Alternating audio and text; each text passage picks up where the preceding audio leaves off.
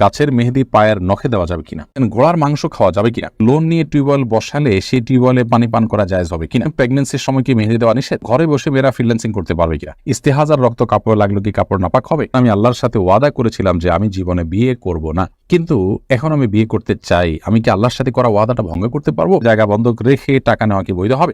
আমি সৌদি আরবে আছি 10 মাস হলো, কিছুদিন যাবৎ পেশাব করার সময় মনে হয় বীর্য চলে আসে, এমনটি হলে কি গোসল ফরজ হয়ে যাবে? আমার অসুস্থ হাজবেন্ডের 5টি ফরজ রোজা আমি রেখেছিলাম, এই রোজাগুলো কি আদায় হয়েছে নাকি হয়নি? আমি 8 মাসের মৃত বাচ্চা প্রসব করি, আমার বাচ্চাকে গোসল না দিয়ে ওই অবস্থায় কবর দিয়ে দেওয়া হয়, এটা কতখানি ঠিক হয়েছে? মেয়েদের কবরস্থানে যাওয়া নিষেধ কিনা এ সম্পর্কে যদি একটু বুঝিয়ে বলতেন। পালক সন্তানের সামনে পর্দার গুরুত্ব কতটুকু? চুল ময়লার ঝুড়ির ভেতর আর গোসলের সময় টয়লেটের ভেতরে ফেলা যাবে কিনা? আমি যখন ছোট ছিলাম তখন মাজার গিয়ে সেজদা দিয়েছি, এক কথা শিরক করেছি, এখন কি আমি এই পাপ থেকে মুক্তি পাবো? জাহিদুল আপনি এটি থেকে লিখেছেন ঘোড়ার মাংস খাওয়া যাবে কিনা। ঘোড়ার মাংস খাওয়া নিয়ে আগে আমরা একটা প্রশ্ন উত্তর দিয়েছি। ঘোড়ার মাংস খাওয়া নিয়ে অনেক ওলামা ইকরাম এটাকে মাকরু বলেছেন, অনেকে এটাকে জায়েজ বলেছেন, তবে এটাকে হারাম কেউ বলেননি। মাকরু মানে হলো না খাওয়া উচিত, অপছন্দনীয় এই টাইপের। আর অনেক ইমামগণ এটাকে হালাল বলেছেন, তবে হারাম কেউ বলেননি। মাহমুদ মাহিন আপনি লিখেছেন আমি যখন ছোট ছিলাম তখন মাজার গিয়ে সেজদা দিয়েছি, এক কথা শিরক করেছি, এখন কি আমি এই পাপ থেকে মুক্তি পাবো? ভাই মাহমুদ, অবশ্যই আপনি মুক্তি পাবেন, এমন কোনো পাপ নেই যেটা থেকে অপরাধ করলে আপনি তওবা করলে আপনি মাপ পাবেন না। যদি কোনো পাপ করার পর কেউ দুনিয়া থেকে চলে যান ওই অবস্থায় তওবা ছাড়া, তাহলে সেক্ষেত্রে সেটা মাফ করবেন না যদি সেটা শিরকের গুনাহ হয়। কিন্তু যেহেতু এখানে আপনি আলহামদুলিল্লাহ আপনি যেহেতু এখন জীবদ্দশায় আপনার ভুল বুঝতে পেরেছেন, আল্লাহর কাছে কেমন আপনি মাপ চাবেন এবং নিজের কাজে নিজে অনুতপ্ত হবেন, ভবিষ্যতে আর কখনো করবেন না, সংকল্প করবেন, ইনশাআল্লাহ অবশ্যই আল্লাহ তাআলা আপনাকে মাফ করবেন। ঝর্ণা বেগম আপনি লিখেছেন চুল ময়লার ঝুড়ির ভেতর আর গোসলের সময় টয়লেটের ভেতরে ফেলা যাবে কিনা। মানুষের শরীরের প্রত্যেকটা অঙ্গই খুবই গুরুত্বপূর্ণ এবং সম্মানীয়। ইসলাম মানুষের শরীরের প্রত্যেকটা অঙ্গকে মর্যাদা দিতে বলে। আল্লাহ সুবহানাহু ওয়া তাআলা বলেছেন ওয়ালাকাদ কাররামনা বানি আদম, আমি আদম সন্তানকে অর্থাৎ মানুষদেরকে মর্যাদা দিয়েছি, সম্মানিত করেছি। অতএব মানুষের শরীরের কোনো অংশ, অঙ্গ, চুল, গোপ অথবা আপনার দাড়ি কিংবা আপনার নখ, এগুলো নোংরা জায়গায়, ময়লা জায়গায় ফেলাটা অনুচিত। কিন্তু এটা ফেললে যে কোনো বড় গুনাহ হবে এরকম না, কিন্তু অন্যতম অনুচিত পর্যায়ের গুনাহ। সেক্ষেত্রে এগুলোকে আমরা একত্র করে মাটিতে যেমন পুঁতে ফেলতে পারি বা মাটিতে ফেলে দিলাম, মাটির সাথে মিশে গেল, সেটা হতে পারে, কিন্তু নোংরা বা ময়লার সাথে সেটা ফেলাটা অনুচিত কাজ। জোনাকি লিখেছেন পালক সন্তানের সামনে পর্দার গুরুত্ব কতটুকু? পর্দা এটা নিজের সন্তানের সামনে প্রযোজ্য, নিজের সন্তানের সামনে প্রযোজ্য হয় না, কিন্তু পালক সন্তানের সামনে একজন অপরিচিত মানুষের মতোই প্রযোজ্য হবে। যদি পালক সন্তান আপনার দুধ সন্তান হন, সাথে দুধের কোনো সম্পর্ক হয়, ধরুন আপনি একজন পুরুষ, আপনার স্ত্রী কোনো ছেলেকে পালক এনে তাকে দুধ পান করিয়েছে, তাহলে সেক্ষেত্রে তার সাথে তার দুধের সম্পর্ক হয়ে গেল, তাহলে এই ছেলের সাথে আপনার স্ত্রীর আর দেখা দেওয়া হালাল থাকলো, এখন আর তার জন্য হারাম না। তো এরকম কোনো সম্পর্ক যদি তৈরি হয়ে যায় তাহলে ভিন্ন কথা। যদি সম্পর্ক সেটা না হয়, দুধের সম্পর্ক তৈরি না হয়, তাহলে সেক্ষেত্রে পালক সন্তান আর অপরিচিত মানুষের ভিতরে কোনো পার্থক্য নেই। এই বিষয়টি আমাদের সমাজে অনেকে বোঝেন না, না বোঝার কারণে দেখা যায় যে পালক সন্তানকে নিজের সন্তান মনের মতো মনে করে আমরা অনেকে তার সাথে পর্দা বিধান মেনে চলি না, যেটা আমাদেরকে অনেক গুনাহের ভাগিদার করে ফেলে। মুখতার তাহা এআইডি থেকে আপনি রেখেছেন আমি 8 মাসের মৃত বাচ্চা প্রসব করি, আমার বাচ্চাকে গোসল না দিয়ে ওই অবস্থায় কবর দিয়ে দেওয়া হয়, এটা কতখানি ঠিক হয়েছে? 8 মাসের মৃত বাচ্চা যেহেতু, সেই বাচ্চাকে আপনি গোসল না দিয়ে কবর দিলেও জায়েজ আছে, বাট এ সম্পর্কে আপনার হাম্বলি মাযহাবের উলামা ইকরামের দৃষ্টিকোণ, সৌদি আরবের উলামা ইকরামের দৃষ্টিকোণ হলো যে এরকম হলেও সেই বাচ্চাকে যথা নিয়মে জানাজা ইত্যাদি দিয়ে আপনার দাফন করতে হবে, যদিও হানাফি মাযহাবের ভিন্ন মত রয়েছে। সাদিয়া ইসলাম প্রিয়া আপনি লিখেছেন মেয়েদের কবরস্থানে যাওয়া নিষেধ কিনা এ সম্পর্কে যদি একটু বুঝিয়ে বলতেন। দেখুন, মেয়েদের কবরস্থানে যাওয়া নিয়ে আমাদের দুটি মত আছে। অনেক উলামা ইকরাম বলেছেন মেয়েরা কবরস্থানে যাবে না, গেলে গুনাহ হবে, অনেক রকম সেটিকে অনুমোদন করেছেন। মূলত হাদিসে আসছে নবী সাল্লাল্লাহু আলাইহি ওয়াসাল্লাম নারীরা অতিরিক্ত কবর জিয়ারত করে যারা, তাদের প্রতি লানত বর্ষণ করেছেন। এই বিষয়ে দুই মতকে বিশ্লেষণ করার পর এবং দলিলগুলোকে পর্যালোচনা করার পর যেটি আমাদের কাছে মনে হয় তা হলো যে নারীরা যদি অত্যধিক কবরে না যায় এবং সেখানে গেলে নিজেরা নিয়ন্ত্রণ হারিয়ে আবেগ তাড়িত হয়ে কোনো কিছু করে ফেলবেন এরকম আশঙ্কা না থাকে, তাহলে সেক্ষেত্রে মাঝে মধ্যে তারা কবরে যেতে পারেন, যাওয়া জায়েজ হতে পারে।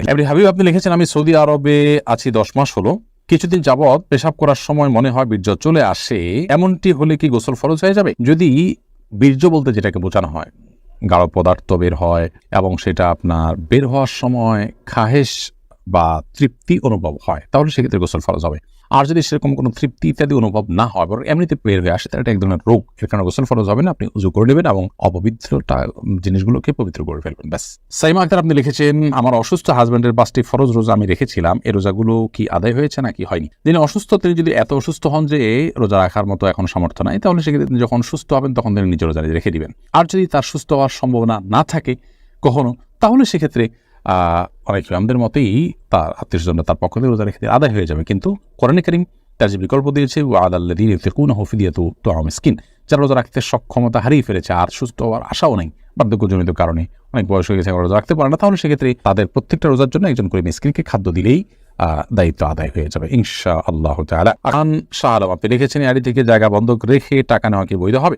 জায়গা বন্ধক রেখে আপনি যদি টাকা নেন তাহলে সেটা বৈধ হবে, কিন্তু যদি টাকাটা নেওয়ার পর আপনার অতিরিক্ত টাকা আপনাকে দিতে হয়, সুদও দিতে হয় পাশাপাশি, তাহলে সেটা হারাম হবে। অর্থাৎ বন্ধক নেওয়া, বন্ধক রেখে টাকা নেওয়া, এটা মৌলিকভাবে জায়েজ বিষয় এবং কোরআনে সেটা করতে বলেছে। লোন নিলেন কোনো কিছু বন্ধক রেখে, কিন্তু আপনি টাকাটা যখন ফেরত দিতে যাবেন তখন টাকা আপনাকে অতিরিক্ত সুদ হিসাবে দিতে হবে, এটা যদি হয় তাহলে সেটা গুনাহের কথা। আবার যে জায়গা বন্ধক রেখেছেন তিনি যদি সেই বন্ধকের জায়গাটা ভোগ করেন তাহলে তিনি গুনাহগার হবেন। সেক্ষেত্রে আপনি টাকা যা নিয়েছেন তাই ফেরত দিবেন, এরকম যদি হয় তাহলে সেক্ষেত্রে আপনার কোনো গুনাহ হবে না।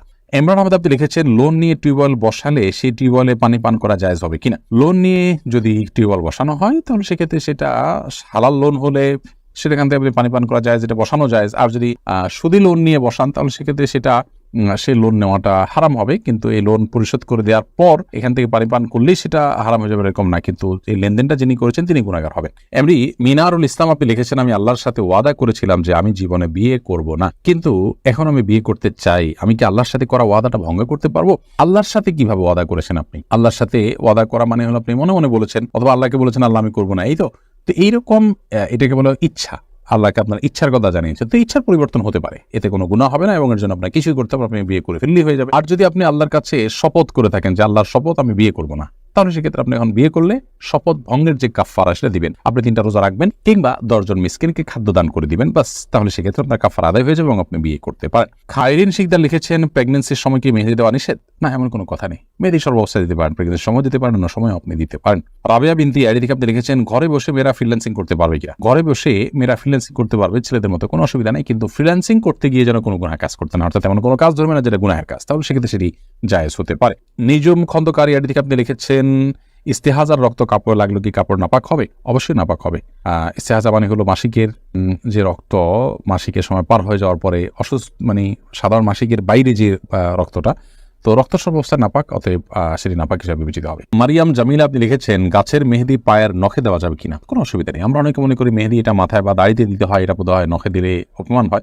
দাড়িতে বা চুলে আমরা তো তেলও দিই, তাহলে আমরা কি সেটা নখে দিব না? অতএব এগুলো আমাদের নিজেদের বানানো বিভিন্ন রকমের কুসংস্কার জন্য বিশ্বাস এবং মন গড়া কথা, কোরআনের সাথে কোনো সম্পর্ক নেই। আমরা মেহেদি মাথায় বা মাথার চুলে কিংবা দাড়িতে যেরকম দিতে পারি, ঠিক একইভাবে হাতে কিংবা পায়ের নখেও দিতে পারি, কোনো অসুবিধা নেই। যদিও এটা মেয়েদের জন্য, মেয়েরা এটা দিয়ে সৌন্দর্য বর্ধন করবেন সেটাই সুন্নাহ, পুরুষদের জন্য এটা দেওয়াটা সুন্নাহ না, বিশেষ করে হাতের নখে, হাতে পায়ে নখে ইত্যাদিতে। চুলে বা দাড়িতে পুরুষরা দিতে পারে, কিন্তু হাতে পায়ে মেহেদি পরা এটা দেওয়া, এটা মেয়েদের জন্য সুন্নাহ। নবী সাল্লাল্লাহু আলাইহি ওয়াসাল্লামের সময় মেয়েরা হাতে পায়ে মেহেদি দিতেন, কিন্তু পুরুষ কোনোদিন দিতেন না, এবং তিনি মেয়েদের এবং ছেলেদের হাতের পার্থক্য বুঝতেন হলো মেহেদি দিয়ে। মোহাম্মদ আব্দুর রাকিব আপনি লিখেছেন, হস্তমৈথুনে হবু স্ত্রীর হক নষ্ট করা হয় কিনা?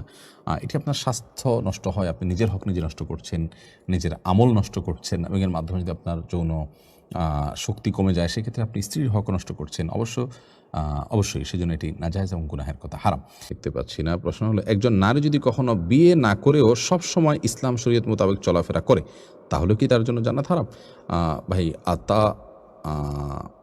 আতিকুর রহমান আপনি লিখেছেন, একজন নারী যদি বিয়ে না করার ফলে তার কোনো গুনাহে লিপ্ত হওয়ার আশঙ্কা তৈরি না হয়, নিজেকে নিজে নিয়ন্ত্রণ রাখতে পারেন, তার শরীরে যৌন চাহিদা তৈরি হয়ে সেটাকে তিনি যেখানে সেখানে চরিতার্থ করে ফেলতে পারেন, গুনাহের দিকে যেতে পারেন, কোনো আশঙ্কা না থাকে, তাহলে সেক্ষেত্রে তিনি এই অবস্থা থাকলে জাহান্নামে যাবে। আপনাকে কে বলেছে? বিবাহ তো তার জন্য ফরজ নয়, এরকম অবস্থা হলে বিবাহ করাটা উত্তম সুন্নাহ, কিন্তু না করলে তিনি যে জাহান্নামে যাওয়ার ব্যাপারটা কিন্তু সেরকম নয়, বিশেষ করে নিজেকে যদি বাঁচাতে পারেন তখন। এমডি রেজাউল ইসলাম আবনু এডি থেকে আপনি লিখেছেন, আমি একজনের কাছ থেকে টাকা ধার নিতে চাই, আমি জানি সে টাকাটা সমিতি থেকে এনে দিবে, কিন্তু আমাকে সুদ দিতে হবে না, এক্ষেত্রে কি তার কাছ থেকে সেটা নেওয়া আমার জন্য জায়েজ হবে? আপনার সুদ দেয়া না লাগবে, কিন্তু যদি সে সুদের কারবারে জড়িত হয় তাহলে সেক্ষেত্রে এটি আপনার জন্য নাজায়েজ হবে। কারণ সুদের কারবারে জড়িত হওয়া এটা মৌলিকভাবে একটা গুনাহের কথা, একটা নাজায়েজ কথা। সুদের কারবারে একজন ইমানদার জড়িত হতে পারে না, আল্লাহ তাআলা সুদকে হারাম করেছেন। বিধায় আপনার জন্য তিনি তো সুদের কারবারে জড়িত হতে হলো, তিনি তো আপনাকে সুদ থেকেই নিয়ে দিলেন, আপনি দিলেন না, সে তো দিল। বিধায় তার এই মানে নাজায়েজ এবং হারাম কাজ লিপ্ত হয়ে তারপর আপনাকে সহায়তা করলে সেটি আপনার জন্য গ্রহণ করা জায়েজ হবে না। লায়লা নূর কদর এআইডি থেকে লিখেছেন, স্বামী সিগারেট খেলে ওয়াইফের করণীয় কি? ওয়াইফে তাকে বোঝাবেন, যথাসম্ভব নিজে না পারলে অন্য কাউকে দিয়ে বোঝাবেন, আল্লাহর কাছে দোয়া করবেন, তারপর তিনি যদি ফিরে না আসেন একান্ত তার গুনাহ হবে, ওয়াইফ অন্তত দায়মুক্ত হলেন। এরপরে বিলকিস বেগম আপনি লিখেছেন, মেয়েদের পেশাবের পরে পানি ব্যবহার করার পরে মোছার জন্য আলাদা কাপড় ব্যবহার করা জরুরি কিনা? না, আলাদা কাপড় ব্যবহার করা জরুরি না। পানি ব্যবহার করার পরে যদি নাপাক দূর হয়ে গেছে মনে হয় তাহলে সেটি যথেষ্ট, আলাদা করে কাপড় ব্যবহার করার প্রয়োজন নেই। আহমেদ অন্ত লিখেছেন, আয়াতুল কুরসির ফজিলত কি এবং কোন সময় পড়তে হয় দয়া করে বলবেন। আয়াতুল কুরসি কোরআনে কারিমের একটি আয়াত, যেটি কোরআনে কারিমের সবচেয়ে শ্রেষ্ঠ আয়াত, এবং এই আয়াতের শ্রেষ্ঠত্বের মূল বিষয় হলো আল্লাহ তাআলার পরিচয় এখানে উল্লেখ করা হয়েছে। এবং এই আয়াত যদি কেউ সকাল সন্ধ্যা পাঠ করে তাহলে আল্লাহ তাআলা তাকে যেরকম শয়তানি থেকে হেফাজত করেন, রাতের বেলা পাঠ করলে শয়তানের কুমন্ত্রণা থেকে হেফাজত করেন, ৫ ওয়াক্ত সালাতের পরে পাঠ করলে আল্লাহ তাআলা তাকে জান্নাতে যাওয়া সহজ করে দেন, জান্নাত এবং তার মধ্যে মৃত্যু ছাড়া কোনো বাধা থাকে না। কিন্তু আমরা বহুবিধ ফজিলত আসছে, যেন আয়াতুল কুরসি বিশেষ করে পাঠ করা উচিত।